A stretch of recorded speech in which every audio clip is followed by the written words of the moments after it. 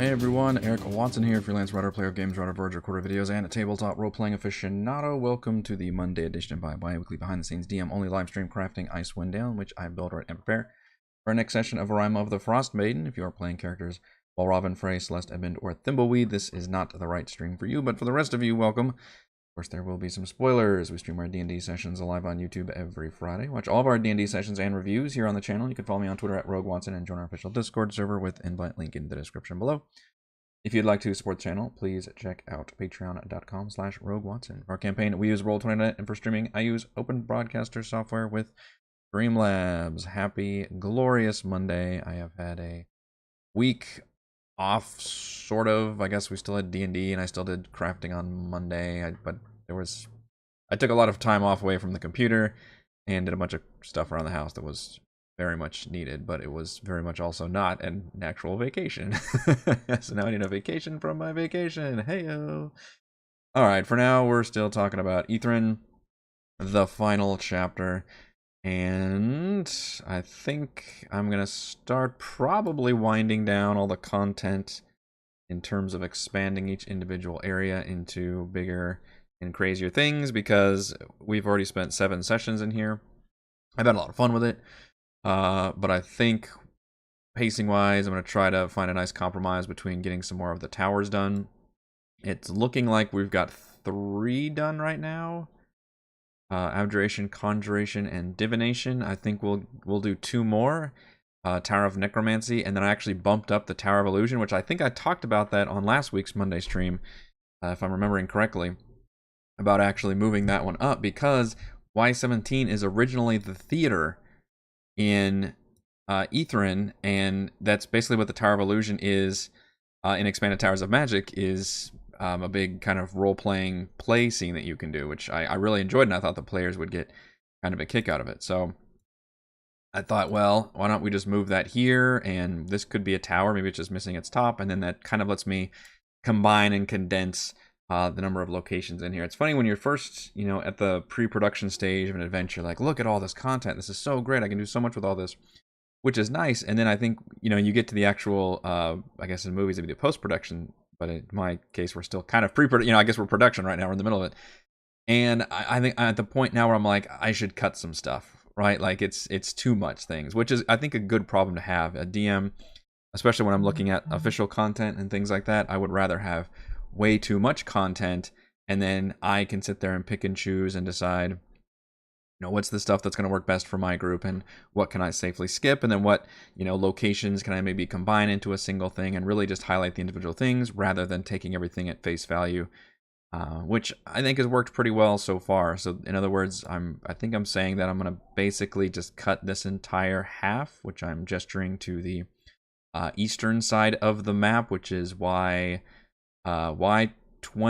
through 29, basically. So it's like a solid third of this map. But honestly, that's 29. There's so much content here.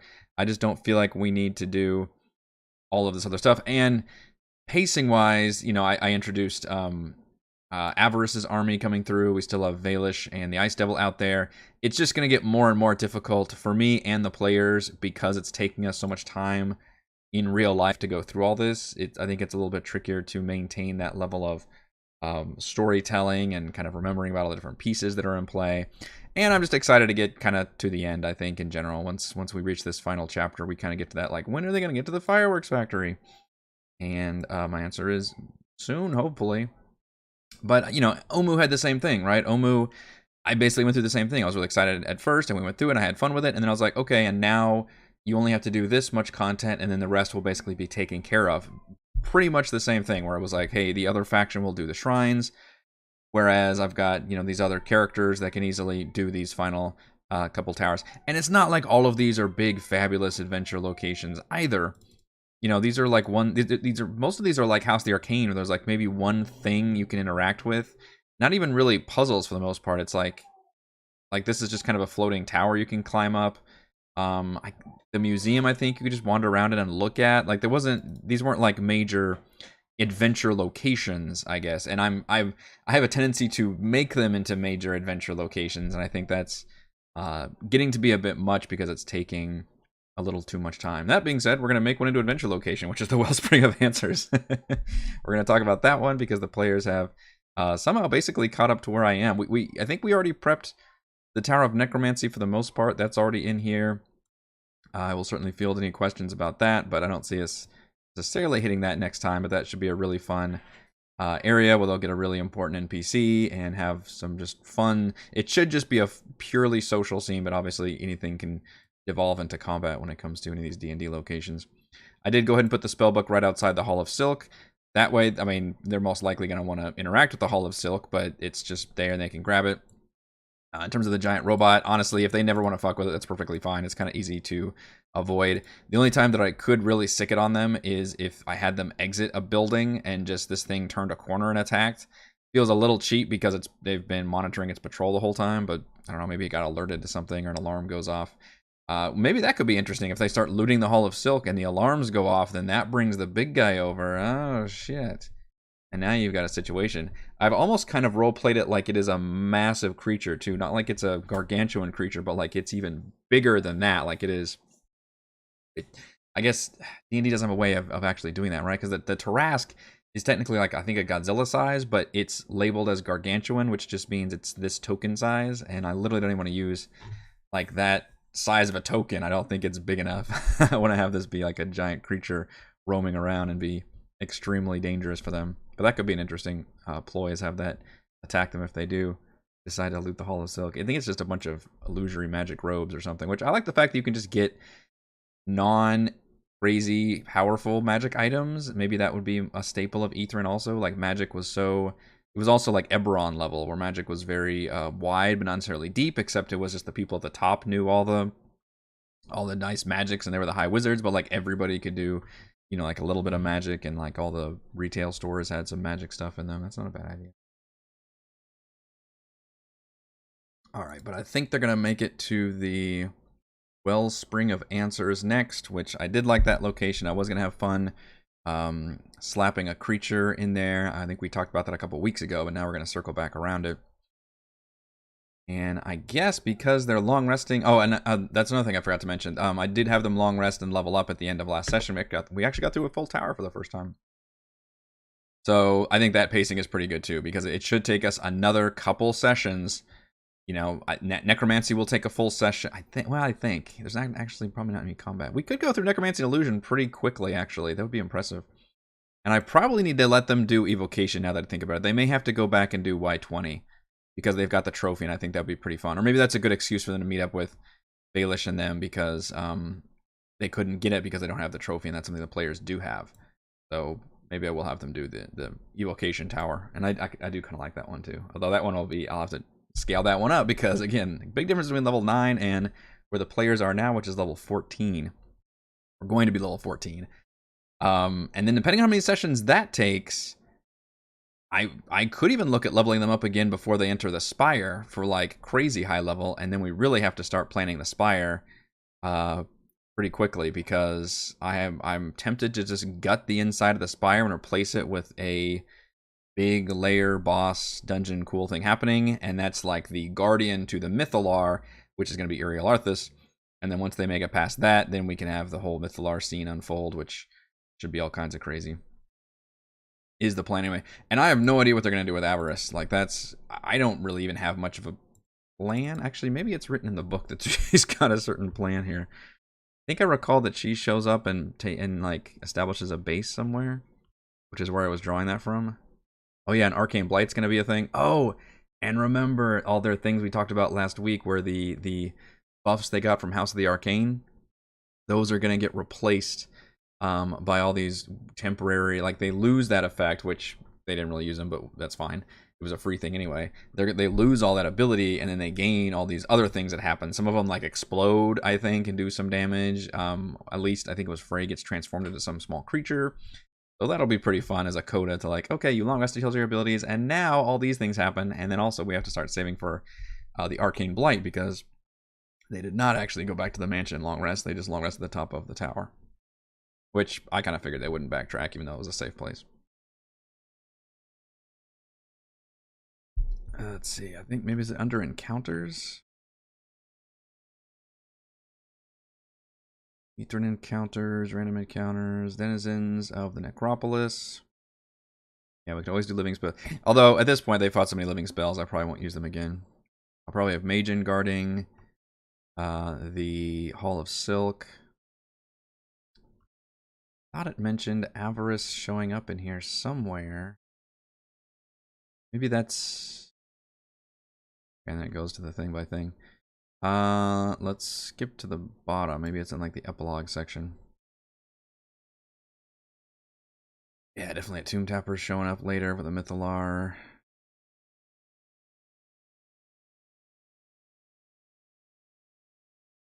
Music Hall, Skydock Spire. Yeah, none of these were very little fun little things you can interact with, but nothing that was like a big battle map type thing. Oh, actually, okay, the museum was full of monsters. Spitting Mimics. I only got to use the one Spitting Mimic, so maybe I should try and do that. Alright, this must be in a different section then. Dealing with the Arcane Brotherhood. Of course.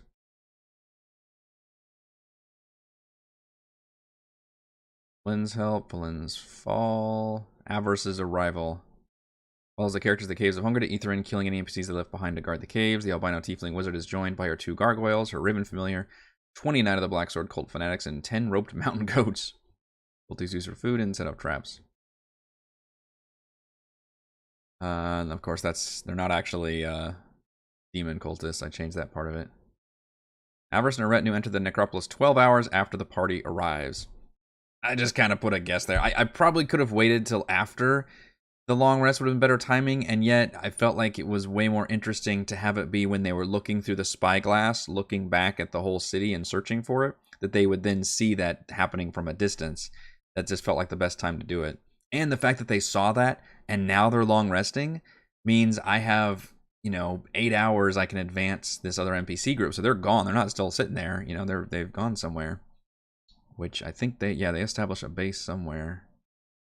Skydock Spire, perfect. That's a place that players have not been to yet. That is here at Y28. Avarice immediately claims the floating chamber above Skydock Spire as her base of operations, using her fly spell to reach it. The cult fanatics encamp around the base of the tower. Avarice's goal is simple: conquer Etherin and claim its treasures for herself. From a refuge, Avarice divides her expedition into 4 hunting parties of 5 cult fanatics each and sends them off to explore the ruins, using Raven Familiar and the gargoyles as aerial scouts. I do need to be prepared for if Volraven wants to talk to her. That'd be pretty fun. I can have her be basically haughty and not even like a mustache for like, I was falling the whole time, but just like, all right, I'm here. What have you got for me? Like almost treat him like still as an agent. The party can meet Avarice's minions anywhere in the necropolis, including inside the spire if the force field surrounding is deactivated or suppressed. They have orders to attack the characters on sight. So they could just meet up. And I would probably, instead of using the Knights of the Black Sword Cult Fanatic stat block, which I'm pretty sure is garbage. Yeah, CR2. I would finally make use of those Chardalyn Berserker stat block, which that one is a lot scarier.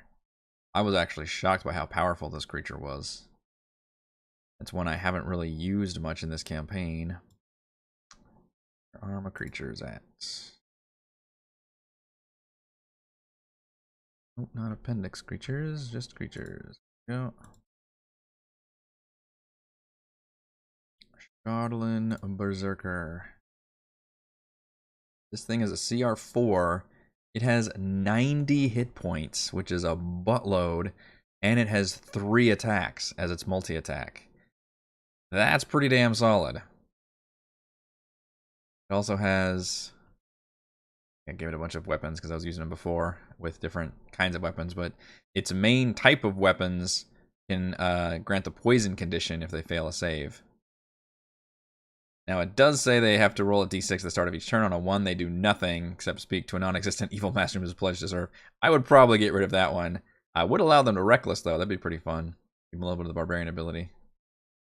But as, like, fodder, like, that would be pretty nuts.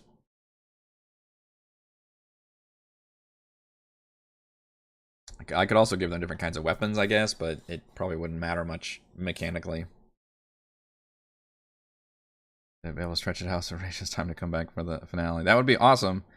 Here's hoping. I know that she has finished chemo, the session of chemo. So I'm hoping to get good results, obviously by next month. I think Reese said. I've been chatting to him a few times. They've had a hell of a time with it, and obviously we have missed her terribly, and he's had to deal with a lot of stuff as well. Yeah, I don't. I'm not gonna go into all that, but it would be awesome to be able to have her back. I think we talked about it before, where Reese um, mentioned that. Well, of course she's not gonna be there for the rest of the campaign, but that was when I think he thought we made it to the final area, and he's like, "Oh, this is probably gonna be another like 4 or 5 sessions," and it's 7 sessions later, and I'm looking at like we're probably only halfway through this area totally. We probably have another 6 or 7 sessions, so I could probably see that. But I'm not gonna make any promises, so I don't. It all depends on how things transpire from here, but it would certainly be nice. We'll say that. All right, so yeah, that's where Avarice is going to be. Avarice and her army will have camped out at the Stardock Spire if they decide to go down there and check it out, or he can just talk to her on the Sending Stone, which will be the nice part. And basically, I'll just let the players kind of decide at this point. That's the nice thing, is I don't really have a full script for them to do. She's going to be wanting to get at the Mythalar, and just kind of represents the fact this is like just a hugely important artifact that would be amazingly powerful for anyone to get their hands on. Really, I mean, it's a nuclear weapon and everything rolled into one. Like it's, everybody wants a piece of that. Even Valen to an extent, but I think I've made Valen pretty much a solid like member of the party at this point. Probably one of our more, I would say, successful party members, but because usually it's the little bullshit like goblin ones or something that they like. But in terms of just a hangers-on, somebody that's almost died in the last session, actually, I feel like the party at least doesn't hate Valen. She's almost kind of a jokey meme, though, because she kind of sucks in combat, but, that's fine. I don't want her to show up the players at all, and I think she's useful as a utility. Alright, the Wellspring of Answers, moving on. So this is... I do have a good map for this. We've got creatures for this. As written is number... Which one is this? Y... 12, I think.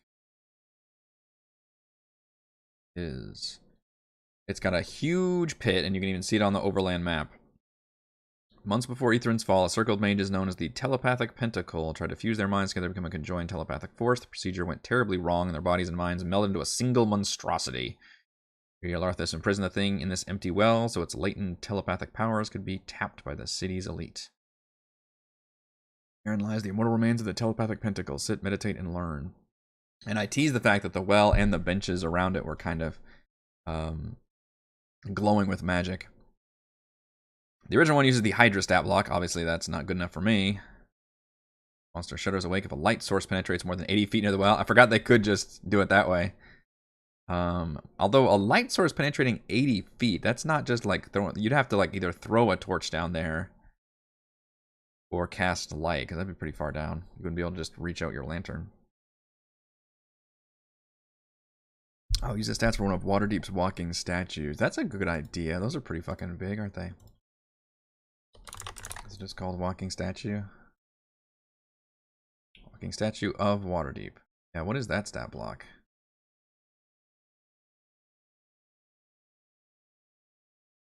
Statues. CR18 is pretty good. It's pretty good. 300 hit points. Crumbles and destroys. Immune to any alteration, magic resistance, and just pretty okay. It just hits like a truck. Plus 16 to hit. D12 plus 10 bludgeoning damage. I mean, it's also made of Chardolin, so I was gonna give it some extra Chardolin stuff too. Oh, that is a range attack, though. I would need to come up with a range attack. Maybe that's some kind of laser beam. Literally picturing like the Destroyer in that first Thor movie, just might be too much though. That's a good stat block idea though. Versus, I think I was using an iron golem, but slightly stronger. 300 is legit. But, you know, if it's by itself, you know, it's only doing 2 attacks around. Like, it's still, you know, that's the bummer about the action economy. Like, without legendary actions, nothing's insurmountable. However, what if we took 5 creatures, these babies, and turned the pentacle thing into, like, mouthy tentacle creatures? Which I could use this actual token. It's not bad. I think this is the Neolithid token, which I might have even left the stat block, or did I start changing it? Thing in the well, I might have started changing it. Aberration, Chaotic Evil. Yeah, Neo. Oh, sorry, I was saying it wrong. Neothalid? Boy, that's a tough one. I realize it's like Illithid, but Neothalid. I had to think about how to say Illithid for a second. Compare if I started chanting. The problem is I did this work a couple weeks ago and I don't remember.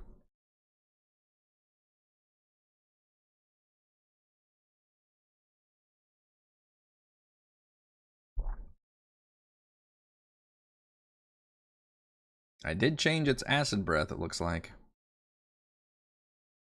into a mind snare. That's right. This one I was trying to figure out if I wanted to do legendary actions or layer actions or recharge abilities, or what was the best way to balance this. And this could entirely not be a fight. So this whole encounter is you can walk up to these benches, sit down, make an insight check, I guess. Is that what it is? Sitting on the benches and meditating. You could join their minds with telepathic mental, getting insights about their past and future. For 1 minute meditation, gain 1 clue from the Ethan lore table. That's a stupid ass bonus. That's it. You gain a clue from the Ether and lore table, making a successful wisdom check. If it fails by 5 or more, the creature's wayward thoughts awaken the thing in the well. So instead, I would probably maybe even do like you're under the effects of the bless spell for the next hour or something if you're able to do it. Like give them some kind of a buff that you can gain. I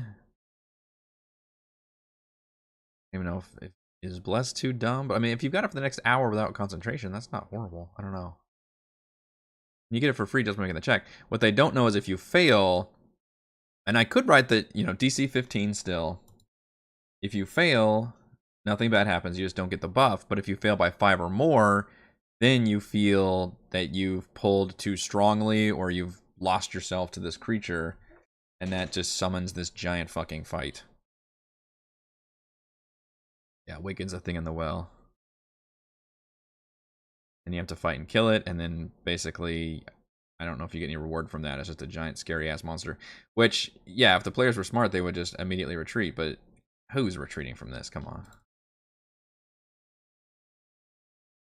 Originally written for level 9, it's a single Hydra that just climbs out of there. With messed up heads, I guess. I thought it'd be more interesting to instead have 5 heads coming out of this thing like tentacles, so the full thing, the full creature remains in the bottom of the well. And only what's coming out of it, which I think is a very like Lovecraftian thing, are these like tentacled heads that have all these psionic powers. Now, yeah, what if somebody goes down there and like, well, then they would find a giant fleshy mass where all these creatures are, you know, conjoined together. I would have each of them have a separate stat block. Obviously, they don't all have 300 hit points. That's going to be insane. I don't know. I'll have to work out. I need to figure out a baseline creature I can kind of copy off of, which is the way I start designing a monster.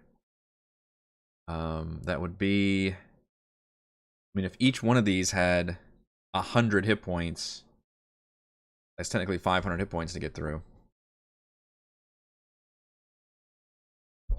That seems like a lot.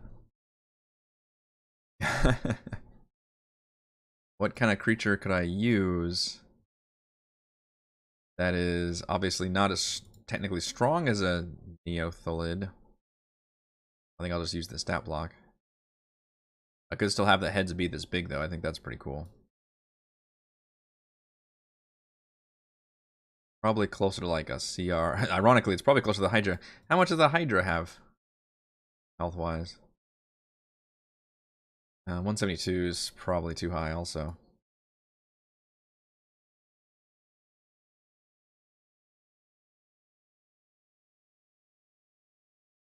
I'm looking for something that has like about 100 hit points. And have a normal.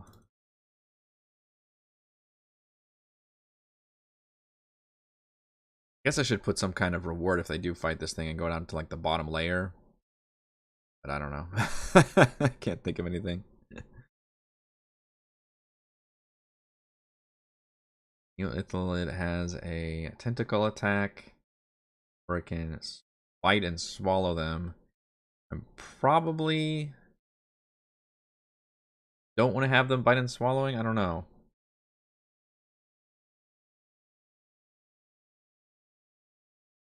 Also want these things to have, yeah, I definitely want it to have some kind of psychic abilities. I'm just thinking about either making them layer actions or legendary actions or something. And obviously I'm very concerned a little bit about, locking the players down in a big AoE effect. That's kind of scary. I don't want to necessarily do those things too often. And yet this is supposed to be a psychic creature. Fuse their minds together to become a conjoined telepathic force. So what would this aberration with psionic powers look like, essentially, and what kind of abilities would it have? The Neothalid is kind of close to it. It's fusion, feeble mind, and telekinesis. I think those are all way too powerful of spells for what I'm looking for. Did give it mind snare,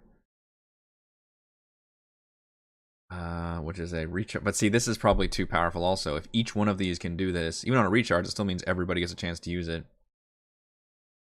Target must make an intelligence saving throw. On a failed save, the target takes 5d6 psychic damage, and it can't take a reaction until the end of its next turn. Moreover, on its next turn, it must choose whether to get a move, an action, or a bonus action. Only gets one of the three. Okay, so that's Mind Spike, I think. Is that where we got that one from?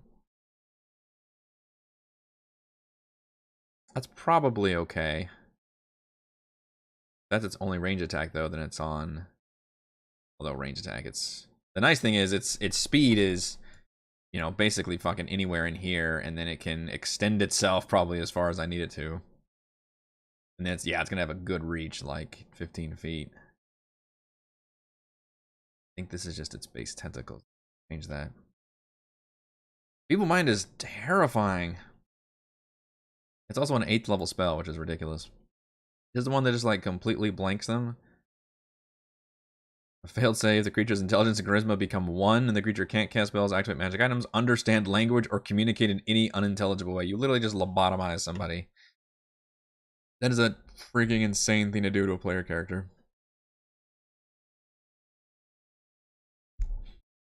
Like, insane.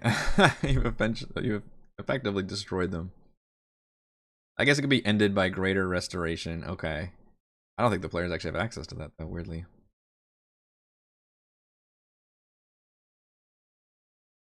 Fusion is a better one. But again, do you have that be a layer action where like it's affecting everybody? Or maybe if you wanted to be not as big a pain in the ass, you could just have it be like, I don't know, the Bane effect is hitting everybody. Or even like the one Chris uses, like the one that subtracts a d6 from everybody if they fail to save. You could have that as like an ongoing action. Like I feel like there should be some kind of psychic thing happening, every round the players have to deal with, in addition to these things. Or maybe I just give them individually certain spells and attacks that they can use. There's not I guess, okay, enchantment, that'd be the school to search for. We're gonna look at enchantment stuff. Sylvan says purple worm as a I think Purple Worm is going to be too strong.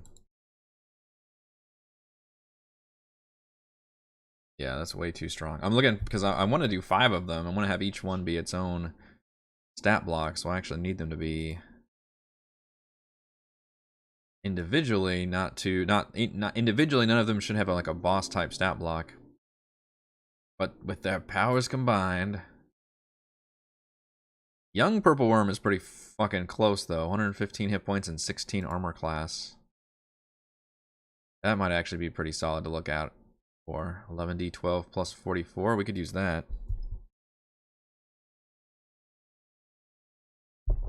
Just in terms of its hit point maths. We took those hit points. Oh, already did that. Look at that. It's already there. 11d12 plus 44. Holy shit. Eric of the Past was on top of this shit. I already did Young Purple Worm. Somebody's watching all these crafting streams in a row. Is like, dude, you just did this a couple weeks ago. Or a couple sessions ago. Well, it was weeks for me. If I roll this, what does it do? Hit points. Alright. So if I were to take this, does it work with my macro? Does not. Okay, let's just roll it manually, then we can change the main. So that was Otsu's GR. 11d12 plus 44 is what I'm looking for. I'll keep that first one. Need to hide it though.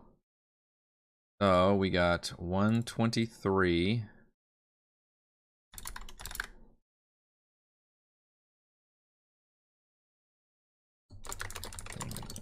Well, 128.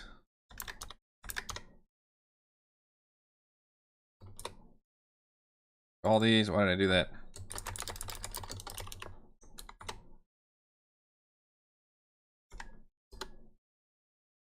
Five, that was a renty one.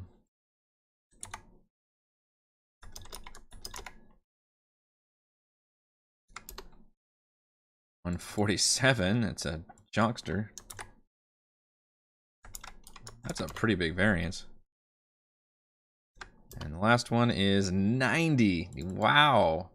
I don't know if I've ever had hit points go that a 50 hit point range, over 50 hit point range between some of them. That's crazy.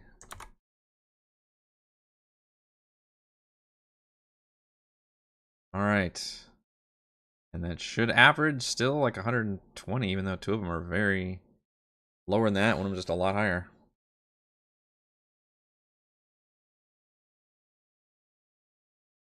Thing in the Wells, legendary actions and uses psychic attacks. The tentacles are just normal attacks. I guess I need to wrap my head around that, don't I? Because it is all one entity. What I wanted to do, though, is I wanted to make sure... I almost want to treat it like a video game boss fight where you see all the appendages coming out and you notice that each one is targetable. And then if you destroy them, then that one can't hit you with an effect. It's like, JRPGs have been doing this for years. So I definitely wanted each... Even though the creature, you know, is more than this... I wanted each of the tentacle heads to have its own hit points, and thus that would stop the head from attacking. But yeah, so what do you think? Is it legendary actions a good way to represent the thing psionic attacks, or is it a layer action that I could just activate? Because honestly, as somebody who often gets overwhelmed by a lot of the battle minutia, layer actions are a lot more attractive to me than legendary actions for the most part, just because it's a one-time thing and it's always there in a certain number. You know, initiative comes by and I'm like, all right, now the layer action effect happens. And maybe for the layer action, it could be a different psychic attack blasts out of them. In addition to whatever they have, I could give them just regular bites, but clearly they've got to have some kind of cool tentacle thing. I don't know if do I want them to each be able to bite and like swallow people? Or would it just be...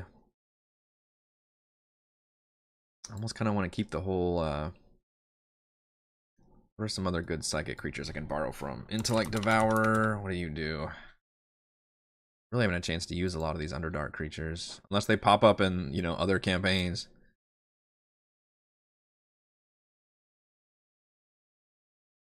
Let's see. 10 feet. Must get a DC 12 intelligence saving throw or take 2d10 psychic damage. Also on a failure, roll 3d6. If the total equals or exceeds the target's intelligence score, that score is reduced to 0. The target is stunned until it regains at least 1 point of intelligence. That's brutal. How does it regain intelligence?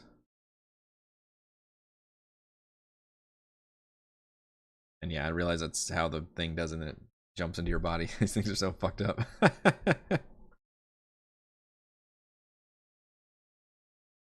Reduce the intelligence score to 0. You're just catatonic. That's probably a little too much. What would you use for the duration of the layer action? Some of the spells are concentration. Yeah, that's true. You know, and that may be the best way to do it, James. Because in case people get frustrated at being locked down, in case I do some of these, you know, hypnotic pattern or some of these psychic spells that lock people down, maybe it's best that they each only last for a single round, and like that's the current round just has this ongoing effect everybody has to make a save against. And then the next one I would use would, you know, hopefully not be one that would lock people down as extremely, but still have some other kind of effects. So I think most of the enchantment spells are crowd control in that way.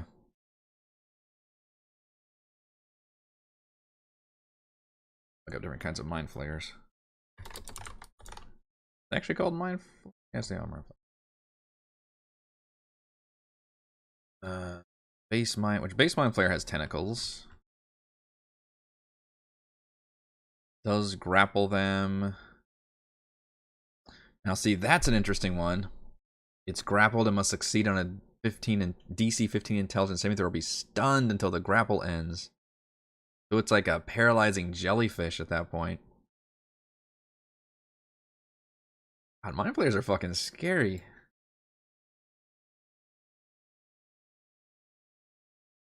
Yeah, or they do the mind blast, which is also a freaking stun, which is insane. Stun for 1 minute, repeat the same thing with any of each turns. That would be a bad one to do because that one's not even concentration. It's just like, hey, this is on you until you make the save for the next minute. Yeah, I realize that, Sylvan. Yeah, legendary actions get more uses. The stressful thing to me about legendary actions is you have to just know as the DM to like jump in and use them because they can happen whenever.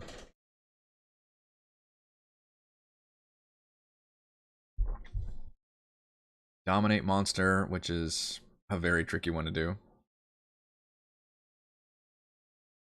Levitate, detect thoughts. Levitate could be kind of funny to do to a player. Just shoot them up in the air. Obviously, people like Edmund can just fly. Thimbleweed, I think, could just fly with his bugs. I think the others can do anything if they're hovering in the air. That could be a funny one. Like everybody makes a save against levitate. Like it's just like gravity. Like they lose all sense of gravity and they all have to end up floating in the air. That one's funny because at least it's not like you don't have an action, but you're just kind of stymied for a second. Like, wait. Although the melee people are probably still in melee range, you could argue. Maybe. Looking at different flavors of mind flayers to get some idea.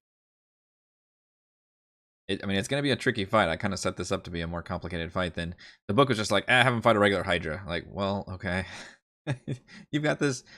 The description sounded so creepy and cool. This thing in the well, capital T, capital W, of these ancient wizards fusing their minds together, and it's been trapped in here for millennia. Like, all of that sounds supremely cool. And then the result is just like a reskinned Hydra. I know Stan talked about the false Hydra. I did look that up. That looked very fun and cool. A little bit different from the situation, I feel like. The false Hydra, you want a whole village if you can. Telekinetic strike. Pushes or pulls them. I guess you could pull them into the...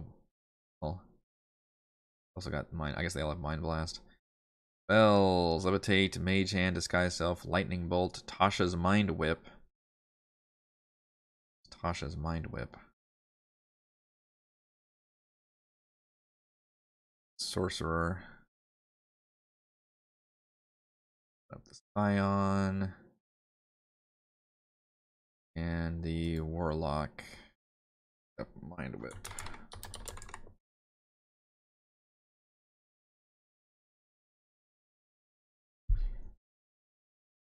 Purple light bursting into your brains. Target must. Oh, this is the one I was using. Okay, Doctor's Mind Whip is literally what I reflavored their Mind Snare to be. Take damage, and they can only use a move action or bonus action. So in this case, I replaced their breath attack with this Mind Snare. It's on a recharge. All of them can do it, and it does give the players. It almost gives them a slow effect, which I think is kind of interesting. But and it's not concentration or anything. It just lasts for that next round. The next round, they can't take a reaction, and they can't do an attack and bonus action and a move. They can only do one of those three. Given how much the players utilize their action economy, I think that's a pretty good one.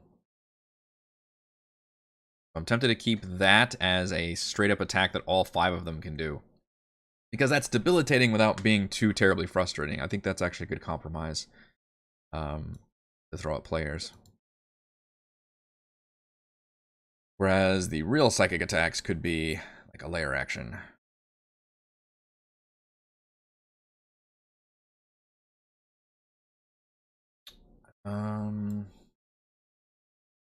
So I guess you could do some kind of illusion spells. Like Crown of Madness could be one. Warlock doesn't actually have anything interesting going on.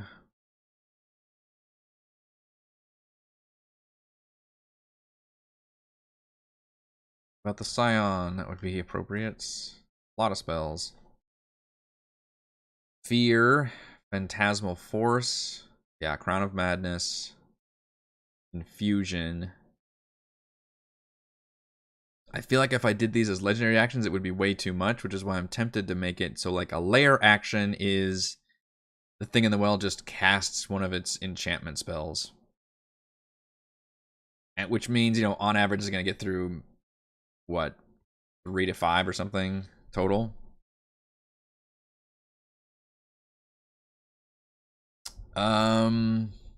Yeah, I'm probably going to give it a 15. Is that too high? They're going to be a little 14. Keep in mind. I feel like 15 is pretty much where I'm at for all the saves these days. Unless they're like minion type creatures. I think I gave the Nothics like DC. They still have their DC 12s or 13s. They're pretty tiny. But these guys should, I think, have at least a 15. In fact, I don't think it's actually written here. A DC intelligence saving throw. I did up the damage to 5d6. That's like as if it were being cast at like 4th level, I think. And of course, I can do the DM thing of like not literally having all 5 of them do it together if I wanted to and stagger that stuff out a little bit. Fear is always really good. That's a big cone attack. But where would I do the fear from? That gets tricky. In fact, I'm not even trying to do targeting. I guess the Thing in the Well just targets somebody. And maybe it's a thing where like you could also rule, if I really wanted to rebalance things, that maybe it takes 2 of them to actually do one of the actions. So that's like them being able to meld minds to do these psychic attacks, which are these enchantment spells. So you could have it be where 2 of them have to spend their entire round doing them. And then maybe if, as their action, and then that's where your concentration could be. You could attack either one to break concentration. That might be getting too complicated for me to run as a DM though, because I gotta start tracking like which ones are doing what.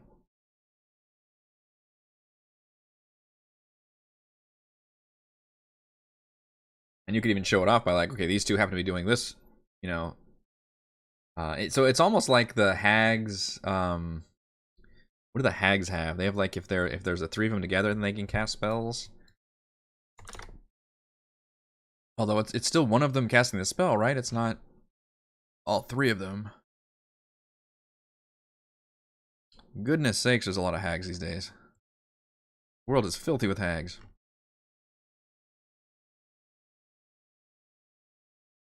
They're like shared spell casting. Well, all three members of a hag coven are within 30 feet of one another. They can cast the following spells from the spell list, but must share the spell slots among themselves.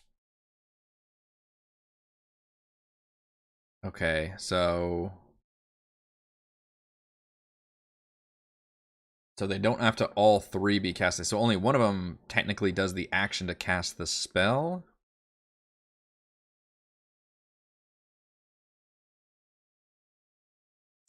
But my guy's not gonna have spells. Does anybody actually keep track of spell slots as a creature? Like, just that's something I kind of cheat with as a DM. But it's not even that I cheat. It's just like the only thing that matters, I guess, is if a creature has like a once per day thing, like a flame skull where it has the one fireball. Then yeah, I'm gonna keep track of like which ones have used their fireballs. But if somebody's just got like this many spell slots, like fuck, I'm not gonna.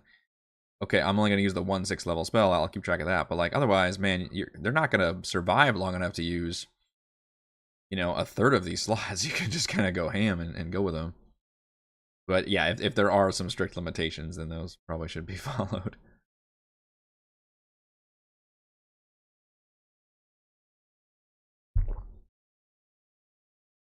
We just used Phantasmal Killers. It has living spell, so I'm not sure. Even though I think that's a great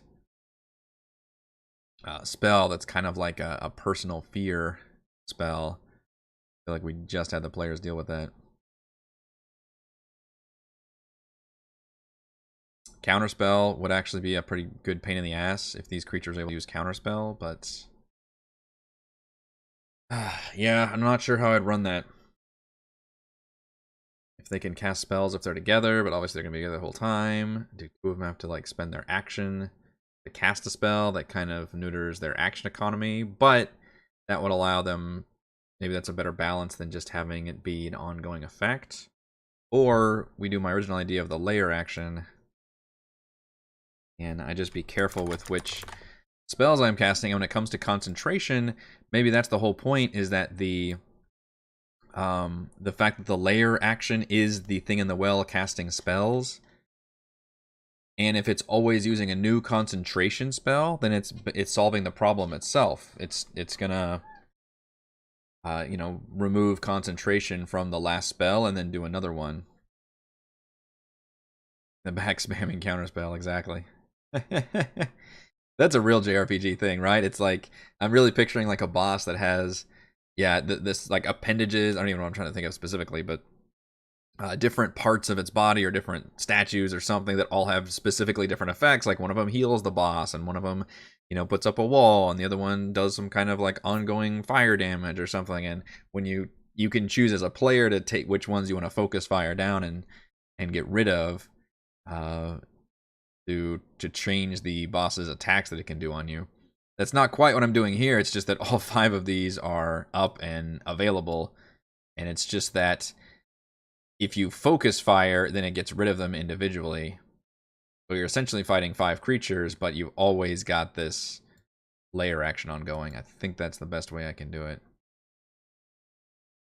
So confusion is a 10-foot radius sphere centered on a point you choose within range, so we can just target any places. 10-foot radius is pretty big, 20-foot total. Succeed on a wisdom saving throw. Can't take reactions. Must roll a d10 at the start of its turn, determines behavior for that turn. So that sucks. It just, there's a chance that it might not do anything that round. But again, only lasts 1 round, because then the next turn I would in theory do another one. And you would be careful as a DM to not stack like too many of the total like incapacitating ones, like the ones that really fuck up your actions like back to back, I think, if you can help it. So I'm kind of liking the idea of using layer actions to cast these kind of mid-level enchantment spells. Kraken fight like that in some JRPG. Pretty sure there is. Shining Force 2 had a cool Kraken fight with a bunch of tentacles, but I think they just counted as individual creatures.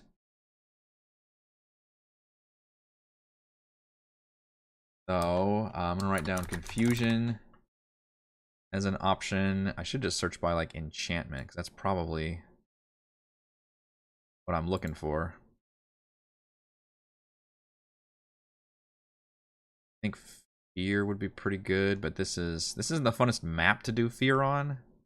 Fear is good when you have like a dungeon and you can move people, you know, they can actually run away. Cool. Enchantment. No results found. Okay. I say, oh, somebody misspelled enchantment. Beautiful. Enchantment with a T.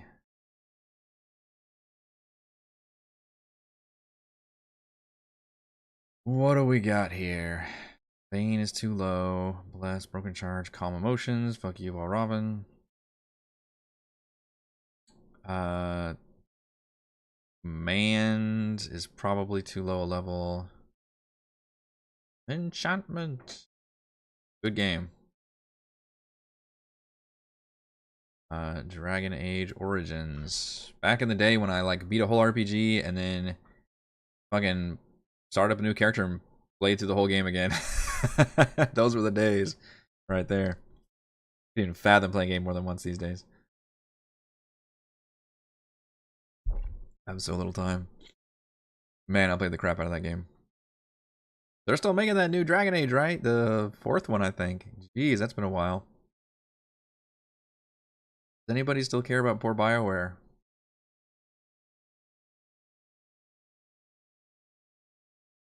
Compelled Duel is actually kind of fun for the DM to use. Attempt to compel a creature into a duel. Make a wisdom saving throw on a fail. Say the creature is drawn to you, compelled by your divine command. Well, we'll change that. Divine demand.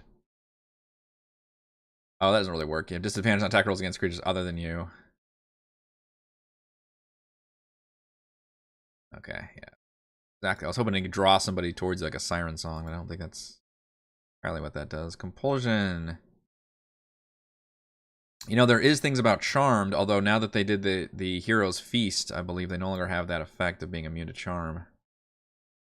I don't think Confusion says anything about Charm, though. Otto's Irresistible Dance, that could be a good one. Oh, that's right. Yeah, they did confirm a new Mass Effect. I never did play the remaster they did of the trilogy. I meant to do that. That would be... I played the shit out of those games, too. BioWare was hot shit, like... What era would that have been? Like 10 years ago? Maybe 5 to 10 years ago? 5 years ago was actually probably the Mass Effect Andromeda. I mean, it was closer to 10 years ago. With all the Dragon Ages and Mass Effects, like, damn, that was good RPGs. And then they did Andromeda, which was not well received. I dropped off of it. Even though I thought the gameplay was fine. I guess it just lacked the something.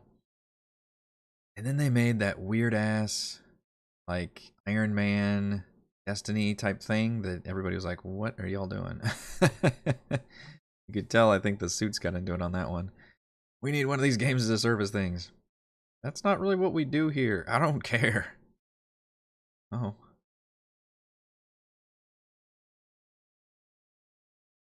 Yeah, the bummer about Crown of Madness is it's one target, and I wouldn't want to do that to everybody, so I need more AoE type things. Compulsion. So Compulsion, you move in random directions. Bonus action each of your turns to designate a direction that is horizontal to you. Each affected target must use as much of its movement as possible to move in that direction on its next turn. I don't know how much that matters, and it even says they aren't compelled to move into an obviously deadly hazard such as a pit, so... okay, I guess it could provoke opportunity attacks would be the only thing. If they move out of reach. Reverse gravity to spell too. Oh yeah, that's probably a better idea than my mass levitate. I'm doing a playthrough of Andromeda at the moment. Interesting. A very good game, very underrated. You know, it's weird. I remember enjoying it while I was playing it. Back in the day, I bought it like everybody. I was like, oh yeah, and then of course that poor game got roasted for being in such a buggy state. I remember that. But I probably put 10 or 15 hours into it or something. I think I might have gotten through the first area. I don't know. But I did drop off of it. I never went back to it. It was weird. I don't know. I don't know if I can explain it now. And that was, gosh, freaking years ago now at this point. So compulsion is one idea. That one's not nearly as bad. That just moves people around. But it does provoke opportunity attacks. That would be a good one if people are getting locked down through other means.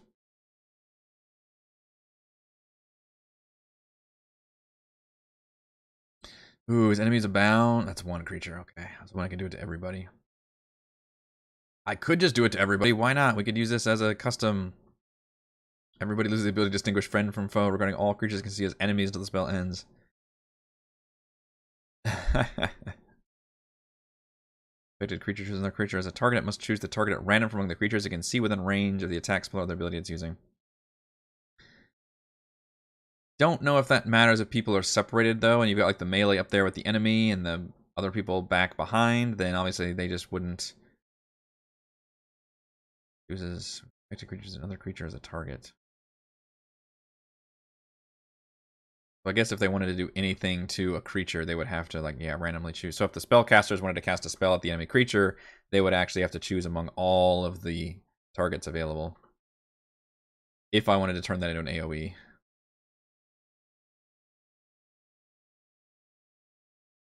Okay, I'll definitely get to reverse. I'm just kind of going in alphabetical order. So things like hold person aren't very fun. Mass suggestion is probably a little too much. I think that's also a single target. Yeah, it's just straight up damage. Subtract 1d4 for the next saving throw. It makes for the end of your next turn. Otto's Irresistible Dance. Also one target. We could maybe target everybody. Becomes a comic dance in place. Dance can use ultimate dance without leaving its space and has disadvantage in dexterity throws and attack rolls. Okay. So you lose all your movement. You have disadvantage on attack rolls, and any creatures attacking you has advantage on attack rolls. That's a pretty bad buff debuff. Yeah. And yet I try to do as much as I can, man. I love doing that to players. Like extreme. Oh dear, that's 9th level. 14d6 psychic damage and it's stunned. Yeah, that's not happening. That's a little too much. I think, is this the one he does to me? Or is that's synaptic static, I think. Yeah, that's the target one. I could do that fucking synaptic static that Valravn has used all campaign, or at least the second half of it. What about a high level sleep spell? How weird is that? Like if you actually cast sleep at like 6th level, what would that be? Or 4th level? Well, 5D. The problem is PCs have a bazillion fucking hit points. Like I don't think sleep is ever gonna work. 5d8 and you get 2d8 for each one above. So it'd be 5d8 at 1, 7d8 at 2, 9d8 at 3, 11d8 at 4. 50 hit points. That only works if they're heavily wounded. They would just fall unconscious until they take damage. Or somebody shakes them awake. You'd have to at least cast it at 4th level, and they would have to be wounded for it to make a difference. Yeah. Probably not worth it. Sleep, it's such a weird... It's such a unique targeting method. Is that from older editions of D&D? Because it's so weird the way you have to roll it and then look at like hit points of creatures in play, and then that ticks that how many it does. I think Valravn's immune. That's a good point. That's funny that never comes into play unless those few low levels elves cannot be magically put to sleep. Synaptic static, that's the one he keeps fucking uses on me. 20 raise fear center point must make intelligence saving throw. Target takes 8d6 psychic damage. So a lot of these don't do damage. This one would. For failed save, a target's muddled thoughts for a minute. During that time, it rolls a d6 and subtracts the number of rolled from all of its attacks and ability checks as well as its con saving throw to maintain concentration. It might be worth doing, though, in case I'm not doing enough damage to them. So the goal is... Got wood.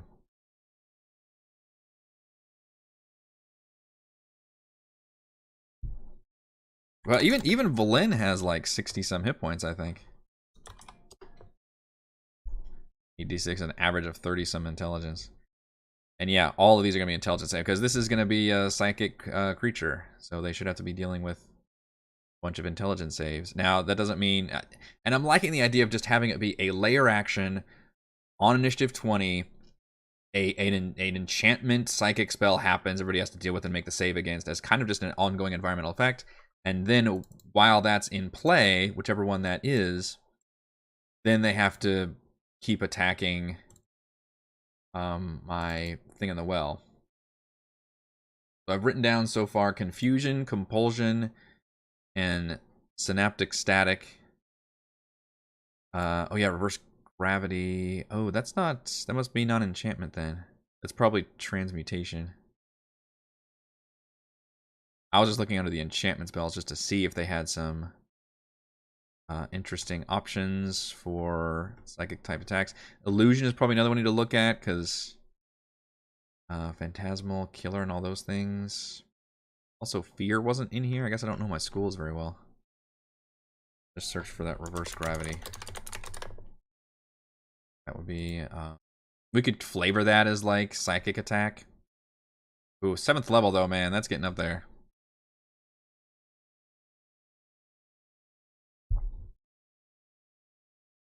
Yeah, I don't like the idea of them falling up. I was gonna like do literally like a levitate thing where it just like holds them in air to where they can't move. Top of the round, yeah. That's kind of what I mean actually, rather than initiative 20. But I should be clear about that, and it's just the beginning of the round because yeah, obviously, players and occasionally DM they can roll like 20, 24 or something on initiative.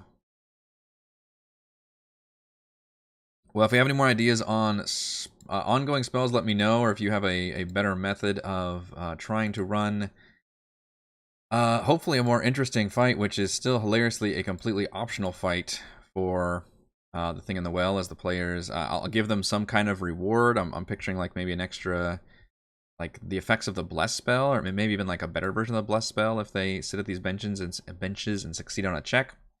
But if any one of them fails by 5 or more, they will awaken, or they just fuck with this well too many times. They will awaken the thing in the well, and that will spawn this big kind of 5 tentacled creature fight. I still need to kind of work on its stat block a little bit, but I think it's coming more into focus rather than obviously the Neolithid that it looks like. But I'm liking the idea of instead of having each 5 of these things be able to cast their own individual spells and try to keep track of all this concentration and shit, just having one ongoing layer action that does it. And because of the fact that these are all linked together, I don't think I would even allow the players to break its concentration. I think that's probably its special ability, is it's just a layer effect that gets to cast spells, which is big, and you could consider that game-breakingly powerful for the DM. And yet, I will use it kind of inefficiently because as a layer action, I will have to use different ones each time, and they will each have concentration. So essentially, they're all only going to turn on for 1 round at a time. So it's just having to deal with this big ongoing threat each time, while in the middle of this, hopefully, interesting battle. Random roll which spell will be cast in layer action. I mean, I could make it random, but in all likelihood, it's probably going to be me trying to determine, like, okay, they're going really hard and I haven't done a lot of damage, so I'm going to do Synaptic Static because that deals damage. Or, you know, oh, they're all making saves against this. I haven't been able to lock them down for a minute, so let's do Confusion because it'll incapacitate them. You know, it'll probably be like, I'll use that as my ability to kind of balance the fight to make it interesting without being frustrating versus doing a random one. And we have gone far over for my crafting time, so I believe that is going to do it for this Monday edition of Crafting Icewind Dale. If you enjoy the content, please do check out patreon.com/RogueWatson, or you can also hit up Super Chats or any of my affiliate links on the website or the Discord. And of course, huge thanks to the patrons. Shoutouts to Platinum patrons: Joe, Will, Thomas, Dan, Brandon, Genocider, David, Eclectic, Roleplay, Roll, Christopher, Brian, William, David, Corey, Koa, 1337, Matthew, Big Nut, John, Chris, Scott, Gene, Eric, Socks, Dan, and Tyler. And gold patrons, RPG, Papercrafts, Pretty Boy, and Yuma, Marcus, Dead Lizard, Lion, Sam, Lumpy Spuds, Jerome, Nathan, Fasica, Tortoise, Scott, Refus, Carolyn, and William. Thank you all very much for your support. We got through it. I will see you for another crafting stream. Shoot, I don't know if I'll be able to actually be on Thursday. My kid is getting an award at a luncheon, so stay tuned to the Discord for notes on that.